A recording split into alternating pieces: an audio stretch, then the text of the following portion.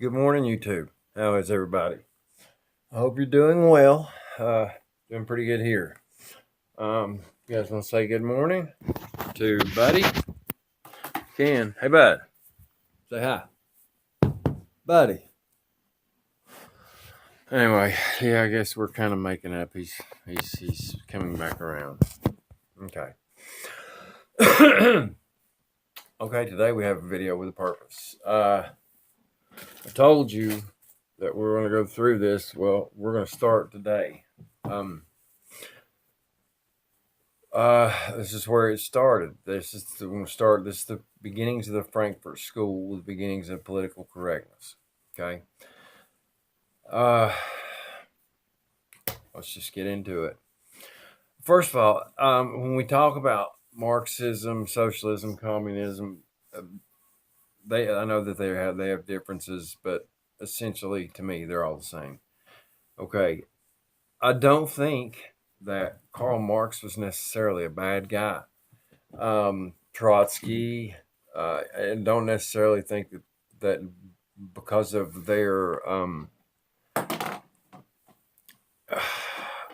ideas, I don't think those made them bad people, because Marxism had never been tried. They didn't know what would happen. So, I think at least Marx had his heart in the right place. I don't know. I never met the guy. I could be wrong. So, Frankfurt School. This is where I stand on all this shit. Okay, in 1914, workers' loyalty to their country meant more than their class affiliation. They tried to start a war, and they thought that the plebes would overthrow the elites, and then we would have this Marxist utopia that's never going to exist. Okay, so it didn't work, so they had to try to come up with something different. So in 1917, you had the Russian Revolution, which was successful, but Marxism failed to spread to the rest of Europe.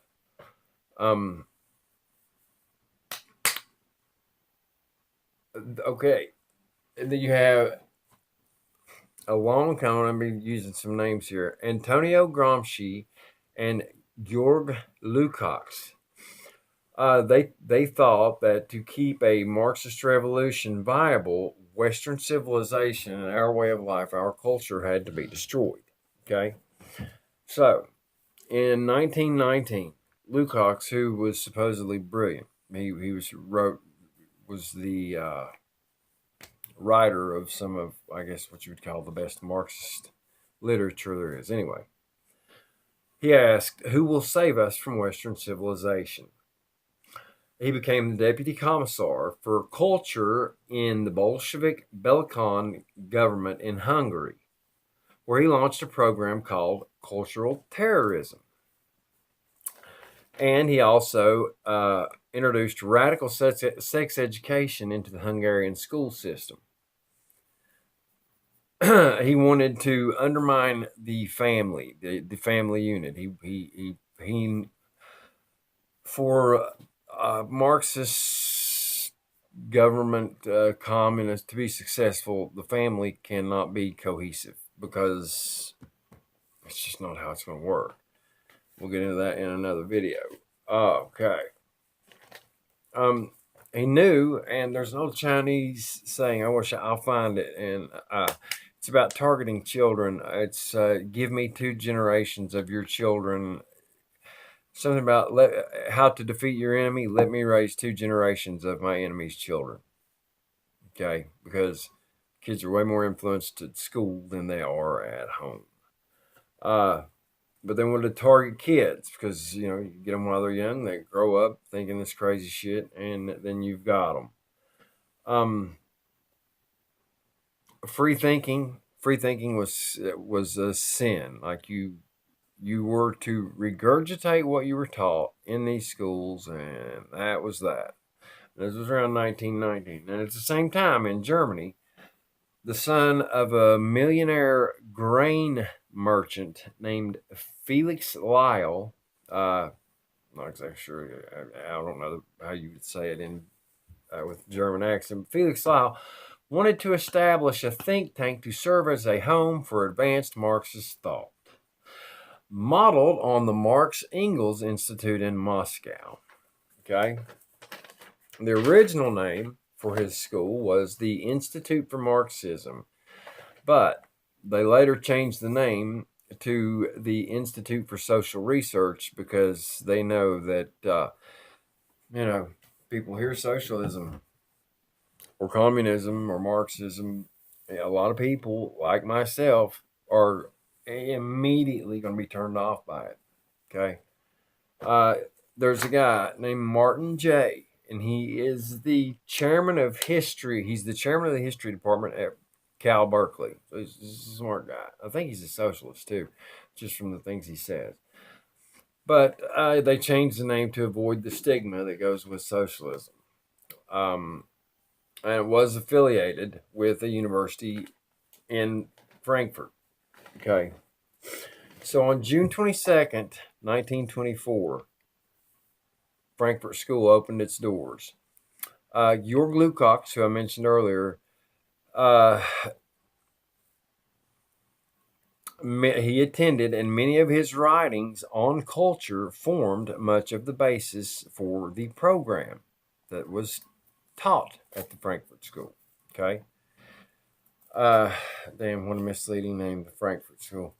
Anyway, the Frankfurt School would be the vehicle which translated Marxism from economic into cultural terms, giving us what we now know as political correctness. So that was the birth of political correctness, right there. The Frankfurt School. That's where it comes from.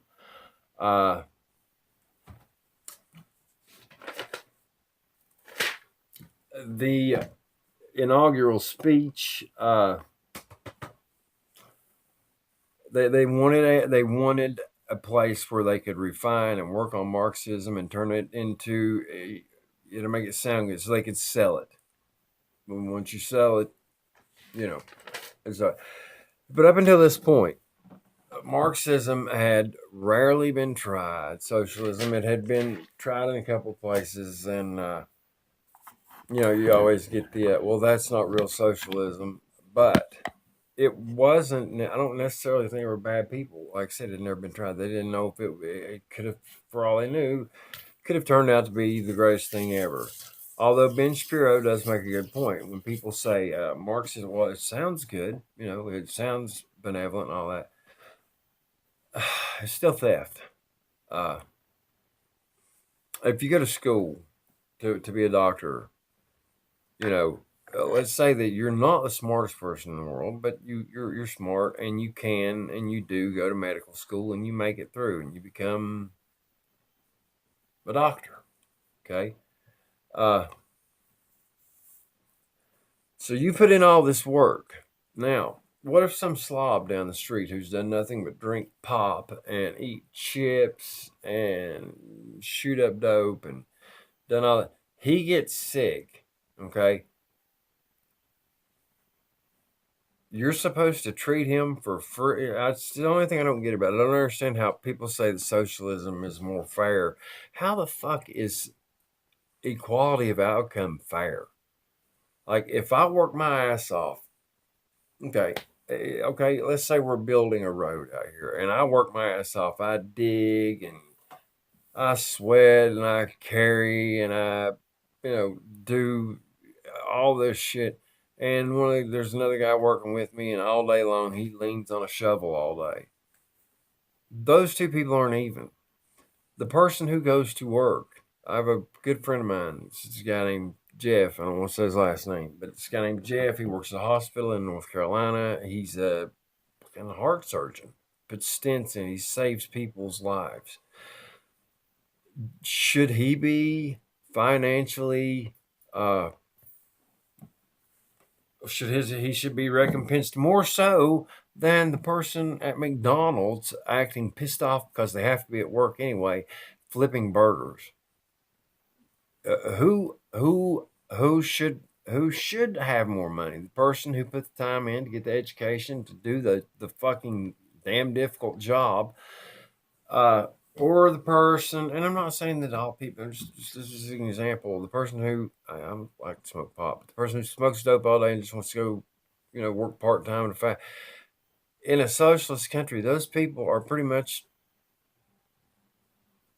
they get they live the same. I believe in being able to work hard and better yourself, or not do shit, and you don't get shit for it. But anyway, that's the birth of political correctness. And I know this has not been a great video. I just want to get some of that information out there because that's the start. But now it starts getting bad. In 1930, Max Horkheimer took over. And this is when the snakes started getting into mainstream, the Marxist leadership. Okay, it's about to get really bad. And we're going to get into it. And we'll talk again soon, guys. Love y'all. I hope everybody's having a great day. Like I said, I know this didn't come across. It's probably not going to be very proud of this video. But there's just some information. Like I said, I'm still learning to make the videos. I want to make them better for you guys, so I'm trying. All right? And I promise to God they will get better each and every day. You guys take care. I do love you. I will talk to you soon. Hopefully again today. I know I keep saying that, but I'm going to really try to make it happen today. All right? I'll talk to you guys in a little bit. I love you. Everyone have a nice day. Okay? Oh, also, I had an idea. Tell me, please tell me what you guys think about this. Anyone who sees this.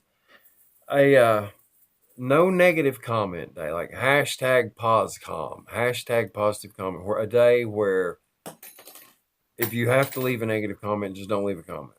Okay? Like let's and I would like to have it. Let's see if we can get it started. A hashtag a day for a day that, like, say next Friday, hashtag positive comment day. Okay? If you have nothing nice to say, don't say anything at all. Anyway, I think it's a good idea. If you see this, and please mention some in the comments section. Videos will get better. The next one will get better. I promise you. I'll talk to you guys very soon. Bye.